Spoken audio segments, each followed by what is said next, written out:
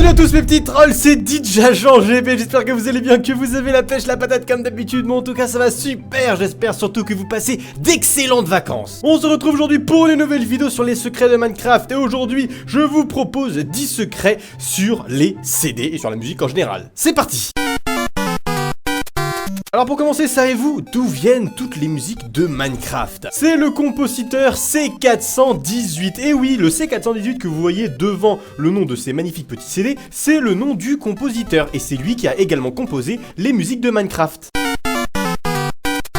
Alors comme vous le savez sûrement, pour obtenir un disque, il faut soit qu'un squelette touche un creeper, et même le tue d'ailleurs, comme ceci, regarde, ah bah il tombe. Alors attention, prise 2, normalement il devrait pas tomber. Allez vas-y, tu peux tirer sur ce petit creeper s'il te plaît. Ah, voilà, regardez-moi ça, le magnifique disque. Et maintenant tu brûles. Donc voilà, c'est soit lorsqu'un squelette tue un creeper, ou alors vous pouvez également les trouver dans les donjons ou les forteresses. Alors maintenant, connaissez-vous la légende du disque maudit, le disque 11? Ce disque, qui d'ailleurs existe bien dans Minecraft, le voici. Alors il fait énormément parler de lui parce qu'il existe depuis le début, c'est-à-dire qu'il a été ajouté avec les autres disques en alpha, mais il était disponible uniquement à partir de la 1.4.3 pour des raisons bien inexpliquées. Mais ce qui est encore plus surprenant, c'est que lorsque l'on fait un spectre de la piste du disque 11, voilà ce que l'on obtient. Vous voyez quelque chose? Regardez un petit peu par là.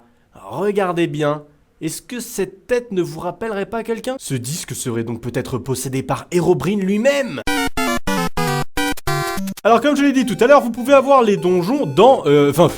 Alors comme je l'ai dit tout à l'heure, vous pouvez avoir les disques soit en faisant tuer un creeper par un squelette, soit dans les donjons ou les forteresses. Mais saviez-vous qu'il y a seulement 2 disques que vous pouvez récupérer dans les donjons ou les forteresses? D'ailleurs c'est les mansions, pas les forteresses pardon. Ce sont ces 2 disques là, ce sont les 2 seuls disques que vous trouverez dans les mansions ou les caves. Donc si jamais vous voulez faire une collection de disques, eh bien il faut toujours favoriser les squelettes plutôt que de fouiller absolument tous les donjons, tout ce que vous trouvez. D'ailleurs la probabilité qu'un disque apparaisse dans un coffre de ces endroits que j'ai mentionné est de 22,2% de chance. Ah oui, ils sont précis chez Mozang.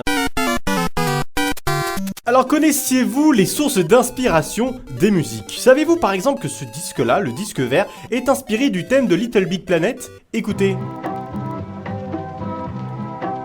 Voilà, c'est inspiré, et inspiré évidemment, hein, c'est pas un plagiat, inspiré du thème de Little Big Planet.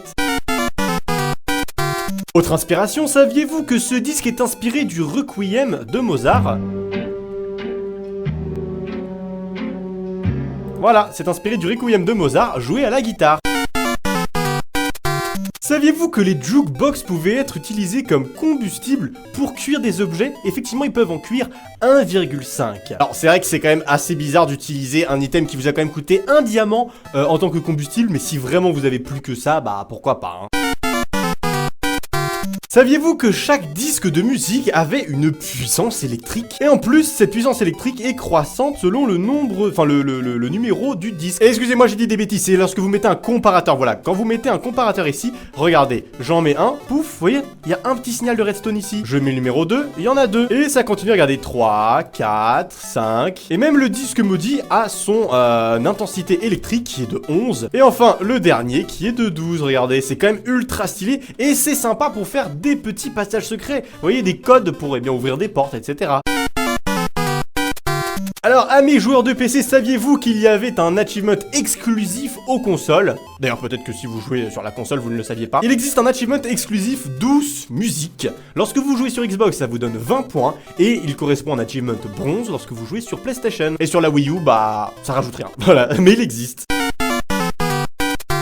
Et pour finir, saviez-vous qu'il y avait 2 disques de musique qui étaient suédois? Il y a tout d'abord Stall qui signifie voler et également Strad qui signifie dalle. Alors je pense que ça vient tout simplement d'un petit clin d'œil qui a été fait à Notch, voire même par Notch, et bien vu qu'il était suédois. Du coup voilà les amis, c'est tout pour cette vidéo sur 10 secrets sur les disques de musique. J'espère vous avoir appris des choses. Si c'est le cas, n'oubliez pas de lâcher un petit like en soutien, ça fait toujours plaisir. Et sur ce les amis, je vous dis à demain pour une nouvelle vidéo. J'espère vous y retrouver et sur ce passez une excellente journée. High five!